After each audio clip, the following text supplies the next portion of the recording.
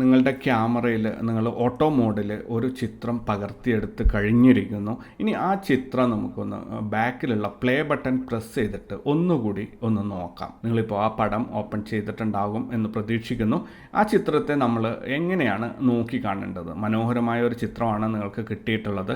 നിങ്ങൾ ഉദ്ദേശിച്ച രീതിയിൽ എല്ലാ ഒബ്ജക്ട്സും അതിനകത്ത് വന്നിട്ടുണ്ട്. എല്ലാം നല്ല ഭംഗിയുണ്ട്, നിങ്ങൾക്ക് നല്ല പോലെ ഇഷ്ടപ്പെട്ടു. പക്ഷേ ഒരു ഫോട്ടോയിൽ ഉൾപ്പെട്ടിട്ടുള്ള കാര്യങ്ങളെ പല കാറ്റഗറീസ് ആയിട്ട് നമുക്ക് തരംതിരിക്കാൻ പറ്റും. അപ്പോൾ എങ്ങനെയാണ് ഒരു ഫോട്ടോയിലുള്ള വസ്തുക്കളെ നമ്മൾ തരംതിരിക്കുന്നത്?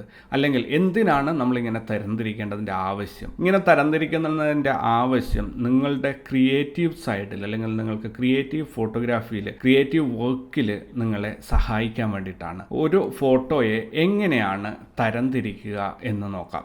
ഒരു ഫോട്ടോയെ എന്ന് ഉദ്ദേശിക്കുന്ന ഫോട്ടോയുടെ കാറ്റഗറിയെക്കുറിച്ച് പറയാൻ വേണ്ടിയിട്ടല്ല, ആ ഫോട്ടോയുടെ അകത്തുള്ള അല്ലെങ്കിൽ ആ ഫോട്ടോയിൽ ഉൾപ്പെട്ടിട്ടുള്ള വസ്തുക്കളെ എങ്ങനെയൊക്കെ നമുക്ക് തരംതിരിക്കാം എന്നാണ് ഞാനിവിടെ പറയാൻ ഉദ്ദേശിക്കുന്നത്. ഒരു ഫോട്ടോയിൽ നമുക്ക് ബേസിക്കായിട്ട് 5 കാര്യങ്ങളാണ് കണ്ടെത്താൻ സാധിക്കുക. അത് ഏതൊക്കെയാണ് എന്ന് നോക്കാം. നിങ്ങളൊരു ഫോട്ടോ കാണുമ്പോൾ, അല്ലെങ്കിൽ നിങ്ങളൊരു ഫോട്ടോ ആരെടുത്തതായാലും, നിങ്ങളെടുത്തായാലും അല്ലെങ്കിൽ മറ്റുള്ളവരെടുത്തതായാലും, ഒരു ഫോട്ടോ കാണുമ്പോൾ ആ ഫോട്ടോ നിങ്ങളോട് എന്തെങ്കിലുമൊക്കെ ഒരു സന്ദേശം വിളിച്ചു പറയുന്നുണ്ടാവും, അല്ലെങ്കിൽ ഒരു വിഷ്വൽ ബ്യൂട്ടി അത് നിങ്ങൾക്ക് പകർന്നു നൽകുന്നുണ്ടാവും. ഇപ്പോൾ ഒരു കുന്നും മലയൊക്കെയുള്ള വലിയൊരു മനോഹരമായ ഒരു സീനാണെങ്കിൽ നിങ്ങൾ പറയും അതൊരു സീനറിയാണ് അല്ലെങ്കിൽ ഒരു ലാൻഡ്സ്കേപ്പാണ് എന്ന് പറയും. ഒരു ഫോട്ടോ അതിൻ്റെ കാഴ്ചക്കാരന് പകർന്നു നൽകുന്ന സന്ദേശം എന്താണോ അതിനെയാണ് ആ ഫോട്ടോയിൽ സബ്ജക്റ്റ് എന്ന് പറയുന്നത്. പ്രത്യേകം നോട്ട് ചെയ്യുക, എന്താണ് സബ്ജക്റ്റ്? ഒരു ഫോട്ടോ അതിൻ്റെ ആകെത്തുകയായിട്ട് കാഴ്ചക്കാരന് പകർന്നു നൽകുന്ന സന്ദേശം, അത് ഒരു വിഷ്വൽ ബ്യൂട്ടി ആകാം, എന്താകാം. സന്ദേശം എന്നുള്ളതുകൊണ്ട് ഒരു എഴുതപ്പെട്ട ഒരു മെസ്സേജ് ആകണം എന്നില്ല. അയാൾക്ക് ആ ഫോട്ടോ കാണുമ്പോൾ അയാൾക്ക് കിട്ടുന്ന എന്താണോ അതിൻ്റെ ഒരു ഔട്ട്പുട്ട്, അതാണ് സബ്ജക്റ്റ് എന്നുകൊണ്ട് ഉദ്ദേശിക്കുന്നത്. നിങ്ങളിപ്പോൾ കാടും മലയൊക്കെ ഉള്ള ഒരു സീൻ ഷൂട്ട് ചെയ്ത ലാൻഡ്സ്കേപ്പ് എന്നുള്ള ഒരു കാറ്റഗറിയിൽ വരാം. ഇനി ഒരു കരിമ്പുലി ഓടുന്നതായിട്ട് നിങ്ങൾ ഷൂട്ട് ചെയ്തിട്ടുണ്ടെങ്കിൽ അത് വൈൽഡ് ലൈഫ് എന്നുള്ള ഒരു കാറ്റഗറിയിലേക്ക് അതിനെ കൊണ്ടുപോകാം. എന്ത് തന്നെയായാലും നിങ്ങൾ ഫോട്ടോഗ്രാഫർ ആ ഫോട്ടോ എടുക്കുമ്പോൾ അയാളുടെ മനസ്സിൽ ഉദ്ദേശിച്ചത് എന്താണോ അത് തന്നെ കാഴ്ചക്കാരനെ തിരിച്ചറിയാൻ പറ്റുക എന്നുള്ളിടത്താണ് ആ ഫോട്ടോഗ്രാഫറിൻ്റെ വിജയം. ഫോട്ടോഷൂട്ട് ചെയ്യാൻ പോകുമ്പോൾ നിങ്ങൾ തീരുമാനിക്കേണ്ടത് നിങ്ങളുടെ സബ്ജക്റ്റ് എന്തായിരിക്കണം എന്നുള്ളതാണ്. സബ്ജക്റ്റ് എന്നുകൊണ്ട് ഉദ്ദേശിക്കുന്നത് നിങ്ങൾ കാഴ്ചക്കാരനോട് എന്താണ് പറയാൻ ഉദ്ദേശിക്കുന്നത് എന്നാണ് നിങ്ങൾ ഇവിടെ ഈ സബ്ജക്റ്റ് കൊണ്ട് ഉദ്ദേശിക്കുന്നത്. അപ്പോൾ നിങ്ങൾ ആദ്യം സെറ്റ് ചെയ്യേണ്ട പോയിന്റ് നമ്പർ 1 സബ്ജക്റ്റാണ്. നിങ്ങൾ കാഴ്ചക്കാരന് എന്താണ് പകർന്നു നൽകാൻ പോകുന്നത്? അതൊരു വിഷ്വൽ ബ്യൂട്ടി ആവാം, അല്ലെങ്കിൽ ഒരു മെസ്സേജ് ആവാം, അതല്ലെങ്കിൽ ഒരു മൊമെന്റ് ഓഫ് ആക്ഷൻ ആവാം. എന്ത് തന്നെ ആയിക്കഴിഞ്ഞാലും നിങ്ങളുടെ സബ്ജക്റ്റ് ആദ്യം തീരുമാനിക്കുക. അത് നമുക്ക് ഒരു ഫോട്ടോയുടെ ഫൈനൽ ഔട്ട്പുട്ടാണ് സബ്ജക്റ്റ്. ആദ്യമാണ് തീരുമാനിക്കുന്നതെങ്കിലും ഏറ്റവും അവസാനമാണ് അത് നമുക്ക് പുറത്തെത്തിക്കാൻ പറ്റുക. അപ്പോൾ ഒരു ഫോട്ടോയിൽ നിങ്ങൾ കാണുന്ന വസ്തുക്കളെ നമ്മൾ ഒബ്ജക്ട്സ് എന്ന് വിളിക്കും. ഒരു ഫോട്ടോയിലുള്ള ഏത് വസ്തുവാട്ടെ, ഇപ്പോൾ ഒരു സീനറി ആണ്, നേരത്തെ പറഞ്ഞ അതേ ഉദാഹരണം, കുന്നും മലയും മരങ്ങളും പുഴയൊക്കെയുള്ള ഇതിനകത്ത് ആ പുഴ ഒരു ഒബ്ജക്റ്റായിട്ട് കണക്കൂട്ടും, മരങ്ങളൊരു ഒബ്ജക്റ്റാണ്, മലയൊരു ഒബ്ജക്റ്റാണ്, ആകാശത്തുള്ള മേഘങ്ങളൊരു ഒബ്ജക്റ്റാണ്, ആകാശം ഒരു ഒബ്ജക്റ്റാണ്.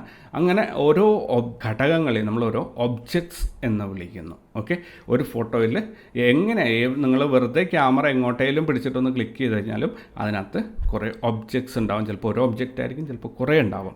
അപ്പോൾ ആ ഒരു ഒബ്ജക്ട്സ് അല്ലെങ്കിൽ ഒബ്ജക്റ്റ് അല്ലെങ്കിൽ ഒബ്ജക്ട്സ്, അപ്പോൾ ഒരു ഫ്രെയിമിലുള്ള വസ്തുക്കളെ നമ്മൾ വിളിക്കുന്ന പേരാണ് ഒബ്ജക്ട്സ്. ഇനി ഈ ഒബ്ജക്ട്സിനകത്ത് നിങ്ങൾ ഒരു ഒബ്ജക്റ്റിനെ പ്രത്യേകം ഹൈലൈറ്റ് ചെയ്ത് കാണിക്കാൻ ആഗ്രഹിക്കുന്നുണ്ടാവും, അല്ലെങ്കിൽ കാണിച്ചിട്ടുണ്ടാവും. ഉദാഹരണം പറയുകയാണെങ്കിൽ ഒരു ലാൻഡ്സ്കേപ്പ് ഫോട്ടോഗ്രാഫിയിൽ നിങ്ങൾ അതിൻ്റെ മുന്നിലായിട്ട് നിങ്ങളുടെ സുഹൃത്തിനെ അല്ലെങ്കിൽ നിങ്ങളുടെ കുട്ടികളെ നിർത്തിയിട്ട് നിങ്ങളൊരു ഫോട്ടോ എടുക്കും. അവിടെ നിങ്ങൾ ഹൈലൈറ്റ് ചെയ്യാൻ ആഗ്രഹിക്കുന്ന സംഭവം നിങ്ങളുടെ സുഹൃത്തിനെ അല്ലെങ്കിൽ ആ കുട്ടികളെയാണ്. ഓക്കെ, ഇങ്ങനെ നമ്മൾ അപ്പോൾ ആ ഒരു ഫ്രെയിമിനകത്ത് ഉള്ള കുറേ ഒബ്ജക്റ്റിൽ ഒരെണ്ണമാണ് നിങ്ങളുടെ സുഹൃത്ത്, അല്ലേ? ഒരു ഒബ്ജക്റ്റാണ് നിങ്ങളുടെ സുഹൃത്ത് അല്ലെങ്കിൽ നിങ്ങളുടെ കുട്ടികൾ, ഒരു ഒബ്ജക്റ്റാണ്. അപ്പോൾ ആ ഒരു ഒബ്ജക്റ്റിനെ നിങ്ങൾ പ്രത്യേകം ഹൈലൈറ്റ് ചെയ്ത് കാണിക്കാൻ ആഗ്രഹിക്കുന്നുണ്ടല്ലേ? അപ്പോൾ ഇങ്ങനെ നമ്മൾ ഹൈലൈറ്റ് ചെയ്യുന്ന ഒബ്ജക്ട്സിന് പറയുന്ന ഒരു പേരാണ് പോയിൻ്റ് ഓഫ് ഇൻട്രസ്റ്റ്. അപ്പം നമ്മൾ ഇപ്പോൾ 3 കാര്യങ്ങളാണ് പറഞ്ഞത്. ഒന്ന്, നമ്മുടെ ഫ്രെയിമിന് ഒരു സബ്ജക്റ്റ് ഉണ്ടായിരിക്കണം, കാഴ്ചക്കാരന് പകർന്നു നൽകുന്ന ആ സന്ദേശം. രണ്ടാമത്തേത്, ആ സന്ദേശം പകർന്നു നൽകാൻ വേണ്ടി നമ്മൾ ഉപയോഗിക്കുന്ന വസ്തുക്കളെ, അല്ലെങ്കിൽ ആ ഒരു ഫ്രെയിമിനകത്ത് നമ്മൾ ഉൾപ്പെടുത്തുന്ന വസ്തുക്കളെ നമ്മൾ ഒബ്ജക്ട്സ് എന്ന് വിളിക്കുന്നു. ഓക്കെ, ആ ഒബ്ജക്റ്റുകളിൽ തന്നെ ഒന്നിലധികമോ ചിലപ്പോൾ ഒരു മുഴുവൻ ഒബ്ജക്ട്സും നമ്മൾ അതിൻ്റെ പോയിൻ്റ് ഓഫ് ഇൻട്രസ്റ്റ് ആയിട്ട് സെറ്റ് ചെയ്യാറുണ്ട്. അത് നിങ്ങൾ ഹൈലൈറ്റ് ചെയ്ത് കാണിക്കുന്ന വസ്തുക്കളെ പോയിൻ്റ് ഓഫ് ഇൻട്രസ്റ്റ് എന്ന് പറയുന്നു. അപ്പോൾ നിങ്ങളുടെ ഫ്രെയിമിനകത്ത് കുറേ ഒബ്ജക്ട്സ് ഉണ്ടായിരുന്നു, നിങ്ങളിപ്പോൾ ഒരു ഒബ്ജക്റ്റിനെ പോയിൻ്റ് ഓഫ് ഇൻട്രസ്റ്റായി സെറ്റ് ചെയ്തു. അതായത് കാഴ്ചക്കാരൻ ആദ്യം നോക്കാൻ വേണ്ടിയിട്ട്, അല്ലെങ്കിൽ കാഴ്ചക്കാരൻ ഏറ്റവും കൂടുതൽ ശ്രദ്ധിക്കണം എന്ന് നിങ്ങൾ ആഗ്രഹിച്ചുകൊണ്ട് നിങ്ങളുടെ സുഹൃത്തിനെ നിങ്ങളുടെ ആ ഫ്രെയിമിൽ നടുക്ക് കൊണ്ടുപോയി നിർത്തി. പുറകിൽ മനോഹരമായ ഒരു ലാൻഡ്സ്കേപ്പാണ്, നല്ല പൂക്കളും ഒക്കെ വിരിഞ്ഞ് നിൽക്കുന്ന നല്ലൊരു ബാക്ക്ഗ്രൗണ്ടാണ്. അപ്പോൾ അതിനകത്ത് നിങ്ങളുടെ സുഹൃത്തിനെ നിങ്ങൾ പോയിൻ്റ് ഓഫ് ഇൻട്രസ്റ്റ് ആയിട്ട് മെയിൻ നല്ലൊരു സ്ഥലത്ത് കൊണ്ടുപോയിട്ട് നിർത്തി. ഇനി ഫോട്ടോ എടുക്കുമ്പോൾ സ്വാഭാവികമായിട്ടും ഒബ്ജക്ട്സ് കുറേ ഉണ്ടല്ലോ, ഒബ്ജക്ട്സിൽ ഒരു ഒബ്ജക്റ്റ് നമ്മൾ ഹൈലൈറ്റ് ചെയ്ത് കാണിക്കുന്നു. അപ്പം ഈ ഹൈലൈറ്റ് ചെയ്ത് കാണിക്കുന്നതല്ലാത്ത ബാക്കി ഒബ്ജക്ട്സിനെ നമുക്കൊരു പേര് വിളിക്കണ്ടേ? അതിന് നമ്മൾ വിളിക്കുന്ന പേരാണ് സപ്പോർട്ടിംഗ് എലമെൻറ്റ്സ്. എന്താണ് സപ്പോർട്ടിംഗ് എലമെൻറ്റ്സ്? ഒരു ഫോട്ടോഗ്രാഫിൽ അതിൻ്റെ സബ്ജക്റ്റ് കാഴ്ചക്കാരന് പകർന്നു നൽകാൻ പ്രധാനമായിട്ടും ഉപയോഗിക്കുന്നത് പോയിൻ്റ് ഓഫ് ഇൻട്രസ്റ്റ് ആണ്. പോയിൻ്റ് ഓഫ് ഇൻട്രസ്റ്റ് കഴിഞ്ഞാൽ ആ ഫ്രെയിമിനകത്ത് ബാക്കി വരുന്ന ഒബ്ജക്ട്സിനെ നമ്മൾ വിളിക്കുന്ന പേരാണ് സപ്പോർട്ടിംഗ് എലമെൻറ്റ്സ്. വ്യക്തമല്ലേ? അത് ഒന്നുകൂടെ ഞാൻ പറയാം. ഒരു ഫോട്ടോയിൽ അതിൻ്റെ സബ്ജക്റ്റ് കാഴ്ചക്കാരന് പകർന്നു നൽകാൻ വേണ്ടി ഫോട്ടോഗ്രാഫർ ഉപയോഗിക്കുന്ന പ്രധാനപ്പെട്ട ഒരു ഒബ്ജക്റ്റാണ് point of interest. Point of interest അല്ലാതെ ഒരു ഫ്രെയിമിനകത്ത് കിടക്കുന്ന മറ്റ് വസ്തുക്കളെ നമ്മൾ വിളിക്കുന്ന പേരാണ് സപ്പോർട്ടിംഗ് എലമെൻറ്റ്സ്. ഈ സപ്പോർട്ടിംഗ് എലമെൻറ്റ്സ് ഇല്ലാതെ അയാളുടെ ആ ഒരു സബ്ജക്റ്റ് അല്ലെങ്കിൽ ആ ഒരു സന്ദേശം അയാൾ എന്താണോ കാഴ്ചക്കാരനോട് പറയാൻ ഉദ്ദേശിക്കുന്നത്, അയാൾക്ക് ആ സന്ദേശം പൂർണ്ണമായിട്ടും കാഴ്ചക്കാരനോട് പറയണമെങ്കിൽ അയാൾക്ക് ഈ സപ്പോർട്ടിംഗ് എലമെൻറ്റ്സ് നിർബന്ധമായിട്ടും ഉണ്ടായിരിക്കണം ആ ഫ്രെയിമിൽ. അപ്പോൾ ഇനി നമുക്ക് അടുത്തതായിട്ട് വലിയൊരു ജോലി ബാക്കിയുണ്ട്. നിങ്ങളിപ്പോൾ ഉദ്ദേശിക്കുന്ന നിങ്ങളുടെ മനസ്സിലുള്ള ആ ഒരു ആശയം കാഴ്ചക്കാരന് പകർന്നു നൽകാൻ വേണ്ടി നിങ്ങൾ കൃത്യമായ ഒരു പ്ലാനിങ്ങോടുകൂടി കുറേ ഒബ്ജക്ട്സ് തിരഞ്ഞെടുത്തു. അതിനകത്ത് നിങ്ങൾ പോയിൻ്റ് ഓഫ് ഇൻട്രസ്റ്റ് സെറ്റ് ചെയ്തു, സപ്പോർട്ടിംഗ് എലമെൻറ്റ്സ് എല്ലാം തീരുമാനിച്ചു. ഇനി ആ ഫ്രെയിമിൽ ഈ ഓരോ ഒബ്ജക്ട്സും എവിടെയൊക്കെ പൊസിഷൻ ചെയ്യണം അല്ലെങ്കിൽ എവിടെയൊക്കെ അതിനെ പ്ലേസ് ചെയ്യണം എന്ന് നമ്മൾ തീരുമാനിക്കണം. കാരണം നമ്മൾ ഹൈലൈറ്റ് ചെയ്യാൻ ഉദ്ദേശിക്കുന്ന ഒബ്ജക്റ്റ്, അതായത് പോയിൻ്റ് ഓഫ് ഇൻട്രസ്റ്റ് നല്ല ബ്രൈറ്റായിട്ട് നമ്മൾ ഫ്രെയിമിൽ വലിയതായി കാണണം, എങ്കിൽ മാത്രമേ കാഴ്ചക്കാരൻ ആദ്യം ആ ഒരു ഒബ്ജക്റ്റിലേക്ക് നോക്കുകയുള്ളൂ. ഇനി രണ്ടാമത് സപ്പോർട്ടിംഗ് എലമെൻറ്റ്സ് എന്ന് പറഞ്ഞാൽ നമ്മുടെ സ്റ്റോറി എങ്ങനെയാണോ പോകുന്നത് അതിനനുസരിച്ച് നമ്മൾ സപ്പോർട്ടിംഗ് എലമെൻറ്റ്സ് സെറ്റ് ചെയ്യണം, എങ്കിൽ മാത്രമേ ആ സ്റ്റോറി കംപ്ലീറ്റ് ആവുള്ളൂ. അപ്പോൾ ഇങ്ങനെ നമ്മൾ ഓരോ ഒബ്ജക്റ്റിനെയും പ്ലേസ് ചെയ്യുന്നതിനെയാണ് ഫോട്ടോഗ്രാഫിയിൽ കമ്പോസിഷൻ എന്ന് പറയുന്നത്. സ്വാഭാവികമായിട്ടും നിങ്ങൾക്കൊരു സംശയം ഇപ്പോൾ വരാം, എങ്ങനെയാണ് ഒബ്ജക്ട്സ് പ്ലേസ് ചെയ്യാൻ പറ്റുക? നമ്മളിപ്പോൾ നേരത്തെ പറഞ്ഞ എക്സാമ്പിളിലാണ് വലിയ കുന്നും മലയൊക്കെയാണ്. ഇതിൽ എങ്ങനെയാണ് കുന്നും മലയൊക്കെ നമുക്ക് പ്ലേസ് ചെയ്യാൻ പറ്റുക? തീർച്ചയായിട്ടും ഫോട്ടോഗ്രാഫിയിൽ നിങ്ങൾക്ക് ഓരോ ഒബ്ജക്റ്റിനെയും നിങ്ങൾ ഉദ്ദേശിക്കുന്ന സ്ഥലത്തേക്ക് എത്തിക്കാൻ പറ്റും. ഇതിന് നമ്മൾ ഉപയോഗിക്കുന്നത് ക്യാമറ മൂവ്മെൻറ്റ്സ് ആണ്. നിങ്ങൾ ഒരു സ്ഥലത്ത് നിന്ന് നോക്കുമ്പോൾ നിങ്ങൾക്കൊരു മരവും ഒരു കുന്നും കൂടി മേർജായി പോവാണ്, ഒരു മരത്തിൻ്റെ പുറകിലായി പോവുകയാണ് ഒരു കുന്ന്. അപ്പോൾ അത് കാണുന്നില്ല നിങ്ങളുടെ ഫ്രെയിമിലെങ്കിൽ നിങ്ങൾ അവിടെ നിന്ന് ക്യാമറ മൂവ് ചെയ്തിട്ട് ഒരല്പം ഇടത്തോട്ടോ വലത്തോട്ടോ പോവുകയാണെങ്കിൽ ആ മരം ഒരല്പം സൈഡ് മാറിപ്പോവുകയും ആ പുറകിലുള്ള ആ കുന്ന് നിങ്ങൾക്ക് വിസിബിൾ ആവുകയും ചെയ്യും. ഇങ്ങനെ നമുക്ക് ക്യാമറ മൂവ് ചെയ്തുകൊണ്ട് ക്യാമറയുടെ ആംഗിൾ സെറ്റ് ചെയ്തുകൊണ്ട് തന്നെ പല ഒബ്ജക്ട്സിൻ്റെ വലിപ്പം കൂട്ടാനും കുറക്കാനും അതുപോലെ അതിൻ്റെ പൊസിഷൻ ഒന്നിനോടൊന്ന് ഇങ്ങനെ ചേർന്ന് നിൽക്കുന്നു എന്നുള്ള ആ പൊസിഷൻ മാറ്റാനും ഒക്കെയും സാധിക്കും. അതുപോലെ നിങ്ങൾക്ക് മൂവ് ചെയ്യാൻ പറ്റുന്ന ഒബ്ജക്ട്സ് ആണെങ്കിൽ നിങ്ങൾക്കത് മൂവ് ചെയ്തിട്ട് പൊസിഷൻ കറക്റ്റ് ആക്കാം.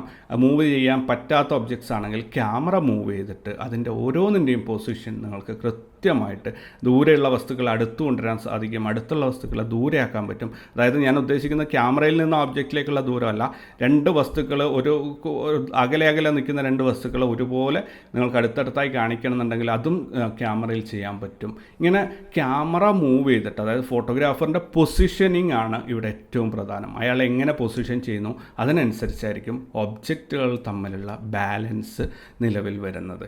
അപ്പോൾ ഞാൻ ഇവിടെ 5 കാര്യങ്ങളാണ് ഇപ്പോൾ നിങ്ങളോട് പറഞ്ഞത്. നമ്മുടെ ഫ്രെയിമിനകത്ത് ഫോട്ടോ കാണുന്ന ആളിനെ നിങ്ങൾ പകർന്നു നൽകുന്ന ഒരു സന്ദേശമാണ് സബ്ജക്റ്റ് എന്ന് പറയുന്നത്. ആ സബ്ജക്റ്റ് പകർന്നു നൽകാൻ ആ ഫ്രെയിമിനകത്ത് നിങ്ങൾ ഉൾപ്പെടുന്ന എല്ലാ വസ്തുക്കളെയും നമ്മൾ ഒബ്ജക്ട്സ് എന്ന് പറയും. ആ ഒബ്ജക്ട്സിൽ നിങ്ങൾ പ്രത്യേകം ഹൈലൈറ്റ് ഹൈലൈറ്റ് ചെയ്ത് കാണിക്കുന്ന വസ്തുക്കളെ നമ്മൾ പോയിൻ്റ് ഓഫ് ഇൻട്രസ്റ്റ് എന്ന് പറയും. അതുപോലെ അതിനകത്ത് പോയിൻ്റ് ഓഫ് ഇൻട്രസ്റ്റ് അല്ലാതെ ബാക്കി വരുന്ന മറ്റ് ഒബ്ജക്റ്റുകളെ എല്ലാം തന്നെ നമ്മൾ സപ്പോർട്ടിംഗ് എലമെൻറ്റ്സ് എന്ന് പറയും. ഈ സപ്പോർട്ടിംഗ് എലമെൻറ്റ്സും അതേപോലെ പോയിൻ്റ് ഓഫ് ഇൻട്രസ്റ്റും ഇതിൻ്റെയൊക്കെ തമ്മിലുള്ള സ്പേസിങ്ങിന് അല്ലെങ്കിൽ അത് തമ്മിൽ അലൈൻ ചെയ്ത് നമ്മൾ കൃത്യമായ പൊസിഷനിങ് ചെയ്തെടുക്കുന്നതിനെ നമ്മൾ കമ്പോസിഷൻ എന്ന് പറയും. അപ്പോൾ കമ്പോസിഷൻ എന്താണ് എന്ന് വ്യക്തമായി മനസ്സിലായിട്ടുണ്ടാവും. ഫോട്ടോഗ്രാഫിയിൽ കമ്പോസിഷനാണ് ഏറ്റവും പ്രധാനപ്പെട്ട ഒരു കാര്യം. കമ്പോസിഷനിലാണ് നിങ്ങളുടെ ഫോട്ടോഗ്രാഫിയുടെ വിജയം മുഴുവനും കിടക്കുന്നത്. നിങ്ങൾ ഫോട്ടോ എടുക്കുമ്പോൾ എന്താണോ ഉദ്ദേശിച്ചത് അതേ കാര്യം ഫോട്ടോ കാണുന്ന ആൾ മനസ്സിലാക്കുന്നുണ്ടെങ്കിൽ തീർച്ചയായിട്ടും നിങ്ങളവിടെ വിജയിച്ചു എന്ന് തന്നെ പറയാം. ഞാനിപ്പോൾ ഇവിടെ വിശദീകരിച്ച ആ പോയിൻറ്റ്സ് ഒക്കെ തന്നെ 5 കാര്യങ്ങൾ നിങ്ങൾക്ക് മനസ്സിലാകാൻ വേണ്ടിയിട്ട് ഞാനിവിടെ ഒരു സാമ്പിൾ ഫോട്ടോ നിങ്ങളുടെ മുന്നിൽ ഇവിടെ വെച്ചിരിക്കുകയാണ്. ഈ ഫോട്ടോയിൽ നമ്മൾ കാഴ്ചക്കാരനോട് പറയുന്ന മെസ്സേജ് ആട്ടിടയൻ എന്നാണ്. ഓക്കെ, ഇതിൻ്റെ പേര്, ഈ ഫോട്ടോയുടെ സബ്ജക്റ്റ് സെറ്റ് ചെയ്തിരിക്കുന്നത് ആട്ടിടയൻ എന്നാണ്. ഈ ആട്ടിടയൻ അയാളുടെ ആടുകളെയും കൊണ്ട് മുന്നോട്ട് പോകുന്നു. ഏതോ ഒരു ആട്ടിടയൻ, ഐഡൻറ്റിറ്റി വെളിപ്പെടുത്താത്ത രീതിയിലാണ് ഈ ചിത്രം ഷൂട്ട് ചെയ്തിട്ടുള്ളത്. മസീനഗുഡിയിൽ നിന്നാണ് ഈ പടം ഞാൻ എടുത്തിട്ടുള്ളത്. അപ്പോൾ ആട്ടിടയൻ ആരാണ് എന്നുള്ള ഐഡൻറ്റിറ്റി ഇവിടെ വ്യക്തമാകുന്നില്ല. ആട്ടിടയൻ അയാളുടെ ആടുകളുമായി പോകുന്നു, അത്ര തന്നെ നമ്മുടെ സബ്ജക്റ്റ് ഉള്ളൂ. അപ്പോൾ ആ സബ്ജക്റ്റിൽ ആദ്യം നമ്മൾ പറഞ്ഞ സബ്ജക്റ്റ് എൻ്റെ മനസ്സിൽ ഇങ്ങനെ ഉണ്ടായിരുന്നു. അപ്പോൾ അതിന് കുറേ ഒബ്ജക്ട്സ് വേണം. ഒബ്ജക്റ്റിൽ ഫസ്റ്റിൽ ഈ വ്യക്തി, മനുഷ്യൻ, അയാളാണ് ഇതിനകത്ത് പോയിൻ്റ് ഓഫ് ഇൻട്രസ്റ്റ് എന്ന് പറയുന്നത്. അതുപോലെ ഈ ആട്ടിൻ പറ്റവും ഇവിടെ നമുക്ക് പോയിൻ്റ് ഓഫ് ഇൻട്രസ്റ്റ് ആണ്. ഇത് രണ്ടും കൂടിയാണ് എൻ്റെ മെസ്സേജ് നിങ്ങൾക്ക് പകർന്നു നൽകുന്നത്. ചിലപ്പോൾ നിങ്ങൾ ഈ ഫോട്ടോ കാണുമ്പോൾ ഇതിനകത്ത് ഒരു മനോഹരമായ ലാൻഡ്സ്കേപ്പ് എന്നുള്ള രീതിയിലേക്ക് വന്നിട്ടുണ്ടെങ്കിലും കൂടി ഈ ആട്ടിടയനും ആട്ടിൻ പറ്റവും നിങ്ങൾക്ക് ആ ഒരു ആട്ടിടയൻ അയാളുടെ ആടുകളുമായി പോകുന്നു എന്ന സന്ദേശം നിങ്ങളോട് പകർന്നു നൽകുന്നുണ്ട്. ഇതാരാണ് എന്നുള്ളത് നമുക്ക് ഐഡൻറ്റിറ്റി വ്യക്തമല്ല. ഇനി എന്തൊക്കെയാണ് ഇതിനകത്തുള്ള ഒബ്ജക്റ്റ്? ഈ ആളൊരു ഒബ്ജക്റ്റാണ്, ഈ ആടുകളൊരു ഒബ്ജക്റ്റാണ്, ഈ മരം, ഈ മല, ഇവിടെ കാണുന്ന മരങ്ങൾ, ഈ ഫെൻസിങ്ങിൻ്റെ ഓരോ തൂണുകൾ, ഈ ഗേറ്റ്, അങ്ങനെയുള്ള ഓരോ വസ്തുക്കളും ഇതിനകത്ത് നമ്മുടെ ഫോട്ടോയിൽ, ഈ ആകാശത്തുള്ള മേഘങ്ങൾ എല്ലാം തന്നെ ഈ ഫോട്ടോയിൽ ഓരോ ഒബ്ജക്ട്സ് ആണ്. ഓക്കെ, ഇനി ഇതിനകത്ത് പോയിൻ്റ് ഓഫ് ഇൻട്രസ്റ്റ് ഞാൻ ഓൾറെഡി പറഞ്ഞു. ഈ ആളും ഈ നടന്നു പോകുന്ന ഈ മനുഷ്യനും ഈ ആട്ടിൻ പറ്റുമാണ് നമ്മുടെ പോയിൻ്റ് ഓഫ് ഇൻട്രസ്റ്റ്. ഓക്കെ, അപ്പോൾ മറ്റുള്ളതൊക്കെ എന്താണ്? ഈ ഫെൻസിങ്ങിൻ്റെ ഈ ലൈൻസ്, ഈ മരങ്ങൾ, മുന്നിലുള്ള ഈ റോഡിൻ്റെ വരകൾ, ഇതൊക്കെ തന്നെ ഇതിനകത്ത് എന്തായിരിക്കും അവയുടെ റോൾ. അതിനെയൊക്കെ നമ്മൾ വിളിക്കുന്ന പേരാണ് സപ്പോർട്ടിംഗ് എലമെൻറ്റ്സ്. അതായത് ജിയോഗ്രഫിക്കൽ ഇൻഫർമേഷൻ കിട്ടാൻ വേണ്ടിയിട്ടാണ് ഈ ബാക്ക്ഗ്രൗണ്ട് ഉൾപ്പെടുത്തിയിരിക്കുന്നത്. മസീനഗുഡിയിലാണ് എന്ന് മസീനഗുഡിയെക്കുറിച്ച് അറിയുന്ന ആൾക്കാർക്ക് പെട്ടെന്ന് തന്നെ മനസ്സിലാകും. അപ്പോൾ അങ്ങനെയുള്ള ഒരു ബാക്ക്ഗ്രൗണ്ട് ഇൻഫർമേഷൻ അല്ലെങ്കിൽ ആ സ്റ്റോറിയുടെ പൂർണ്ണതയിലേക്ക് കൊണ്ടുവരാൻ വേണ്ടിയിട്ടാണ് ഇതിനകത്ത് ഇത്രയും വലിയ ഒരു ലാൻഡ്സ്കേപ്പ് ബാക്ക്ഗ്രൗണ്ട് കൂടി ഉൾപ്പെടുത്തിയിട്ടുള്ളത്. ഇത് കാലാവസ്ഥയെക്കുറിച്ച് അറിയാൻ വേണ്ടി ഒരു മഴക്കാലത്താണ് ഏകദേശം ഈ ഭാഗത്ത് പോയിട്ടുള്ളത് അല്ലെങ്കിൽ ഈ ഫോട്ടോഷൂട്ട് ചെയ്തിട്ടുള്ളത് എന്ന് മനസ്സിലാവുന്ന വിധത്തിൽ കാലാവസ്ഥയെക്കുറിച്ച് അല്ലെങ്കിൽ സമയത്തെക്കുറിച്ചുള്ള ഒരു ഇൻഫർമേഷൻ കൂടി ഈ ചിത്രം നിങ്ങൾക്ക് പകർന്നു നൽകുന്നുണ്ട്. അപ്പോൾ നമ്മൾ പറഞ്ഞു വന്ന 5 പോയിൻറ്റ്സ് നമുക്ക് ഒന്നുകൂടി നോക്കാം.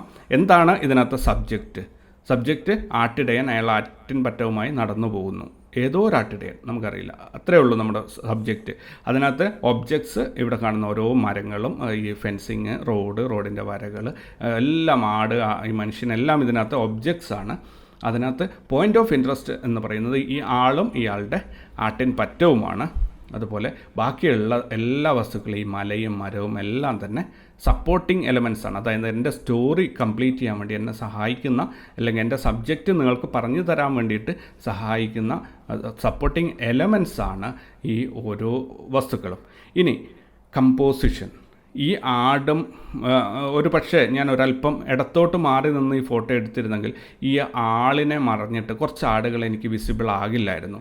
ഞാൻ ഡ്രൈവ് ചെയ്ത് വന്ന സ്ഥിതിയിൽ ലെഫ്റ്റ് സൈഡ് ഡ്രൈവിങ്ങിൽ വരികയാണെങ്കിൽ തീർച്ചയായിട്ടും എനിക്ക് ആ സൈഡിൽ വണ്ടി നിർത്തിയിട്ട് ഞാൻ അവിടെ നിന്ന് ഫോട്ടോ എടുക്കുകയാണെങ്കിൽ കൃത്യമായിട്ടും ഈ ആളിൻ്റെ തൊട്ട് മുന്നിലായിട്ട് ഇയാളോട് ചേർന്നിട്ടാണ് എനിക്ക് ഈ പടം കിട്ടുക, ഈ ആട്ടിൻ പറ്റയത്തെ കിട്ടുക. പക്ഷേ ഇവിടെ ഇയാളെ സെപ്പറേറ്റ് ചെയ്ത് കാണണം എന്നുള്ളത് കൊണ്ട് തന്നെ ഞാൻ ക്യാമറ എടുത്ത് റോഡിൻ്റെ വലതുവശത്തേക്ക് വന്നിട്ടാണ് ഈ ഫോട്ടോഷൂട്ട് ചെയ്തിട്ടുള്ളത്. അങ്ങനെ നിങ്ങൾക്ക് അതേപോലെ ഈ ആകാശവും ഭൂമിയും തമ്മിലുള്ള, അല്ലെങ്കിൽ ആകാശവും ഈ മലനിരകളും തമ്മിൽ സെപ്പറേറ്റ് ചെയ്യുന്ന ലൈൻ, അത് ഞാൻ റൂൾ ഓഫ് തേർഡ് എന്നൊരു കമ്പോസിഷൻ ഗൈഡ് ലൈൻ ഉപയോഗിച്ചിട്ടാണ് സെറ്റ് ചെയ്തിരിക്കുന്നത്. ഫ്രെയിമിനകത്ത് 2/3 ഭാഗമാണ് ഇവിടെ ഞാൻ ആകാശം കൊടുത്തിട്ടുള്ളത്. അത് 1/3 ഭാഗമാണ് ഭൂമിക്ക്, അല്ലെങ്കിൽ നമ്മുടെ മൊത്തം ലാൻഡിന് വേണ്ടിയിട്ട് ഞാൻ മാറ്റി വെച്ചിട്ടുള്ളത്. ഇതിനകത്ത് ഞാനൊരല്പം കൂടി താഴോട്ട് പോവുകയാണെങ്കിൽ, അല്ലെങ്കിൽ ഗ്രൗണ്ട് ലെവലിലേക്ക് പോവുകയാണെങ്കിൽ എനിക്ക് ഈ ആളിന് ഒരല്പം കൂടി പൊക്കം കൊടുക്കാൻ സാധിക്കുമായിരുന്നു. അതേപോലെ ഈ മലനിരകൾ മുകളിലോട്ട് കൊണ്ടുവരണമെങ്കിൽ എനിക്ക് കുറച്ചുകൂടി ഇവിടെ ലാൻഡ് ഇൻക്ലൂഡ് ചെയ്ത് കഴിഞ്ഞാൽ ഈ ഹൊറൈസൺ ലൈൻ, അല്ലെങ്കിൽ ആകാശവും മലകളും സെപ്പറേറ്റ് ചെയ്യുന്ന ആ ഒരു രേഖ എനിക്ക് ഫ്രെയിമിൻ്റെ സെൻറ്ററിൽ വരുമായിരുന്നു. അപ്പോൾ അത് ഒഴിവാക്കാൻ വേണ്ടി ഞാൻ നിന്ന സ്ഥലത്ത് നിന്ന് ഒരു ആംഗിൾ ഒരല്പം ക്യാമറ ഹൈറ്റ് അഡ്ജസ്റ്റ് ചെയ്തിട്ടാണ് ഈ ഒരു ഫോട്ടോ ഈ ലെവലിലേക്ക് കൊണ്ടുവന്നിരിക്കുന്നത്. അപ്പോൾ 2/3 ഭാഗം ആകാശം വേണം എന്നുള്ളത് എനിക്ക് നിർബന്ധമായിരുന്നു. കാരണം നല്ല മേഘങ്ങളുള്ള ആകാശമായിരുന്നു. താഴെയുള്ളത് 1/3 ഭാഗമാണ്. അതുപോലെ ഇവിടെ ആട്ടിൻ പറ്റത്തിനുള്ള ഒരു പ്ലേസ്, അതുപോലെ ആട്ടിടയൻ നടന്നു പോകുന്ന ഈ ഒരു സ്ഥലം, ഈ ഫെൻസിങ്ങിൻ്റെ ലീഡിങ് ലൈൻസ്, ഇതൊക്കെ തന്നെ ഒരു പ്രത്യേക രീതിയിൽ പരിഗണിച്ചിട്ടാണ് ഇതിനകത്ത് ഉൾക്കൊള്ളിച്ചിട്ടുള്ളത്. അപ്പോൾ ഇപ്പോൾ നമ്മൾ പറഞ്ഞു വന്നത് 5 കാര്യങ്ങളായിരുന്നു. ഒന്ന് സബ്ജക്റ്റ്, മറ്റൊന്ന് ഒബ്ജക്ട്സ്, ഇതിനകത്ത് ഈ കാണുന്ന ഓരോന്ന് ഒബ്ജക്ട്സാണ്. പോയിൻ്റ് ഓഫ് ഇൻട്രസ്റ്റ് ഈ നടന്നു പോകുന്ന ഇയാളും ഇയാളുടെ ആട്ടിൻ പറ്റവുമാണ്. അടുത്തത് കമ്പോസിഷൻ എന്ന് പറയുന്നത് ഇതിൻ്റെ ആട്ടിൻ പറ്റത്തിൻ്റെ പ്ലേസും ഇയാളുടെ പ്ലേസും, അതുപോലെ ഈ ഫെൻസിങ്, മലനിരകൾ എത്ര ഉയരത്തിൽ വരണം എന്നൊക്കെ തീരുമാനിക്കുന്നതിനെയാണ് കമ്പോസിഷൻ എന്ന് പറയുന്നത്. അപ്പോൾ ഏകദേശം കമ്പോസിഷൻ, അതായത് നമ്മുടെ ഫോട്ടോഗ്രാഫ് എങ്ങനെ നോക്കണം, അല്ലെങ്കിൽ ഒരു ഫോട്ടോയെ എങ്ങനെ സെറ്റ് ചെയ്യണം എന്നതിനെക്കുറിച്ച് നിങ്ങൾക്കൊരു ധാരണ ലഭിച്ചിട്ടുണ്ടാകും എന്ന് കരുതുന്നു. നമുക്ക് അടുത്ത സെഷനിലേക്ക് പോകാം.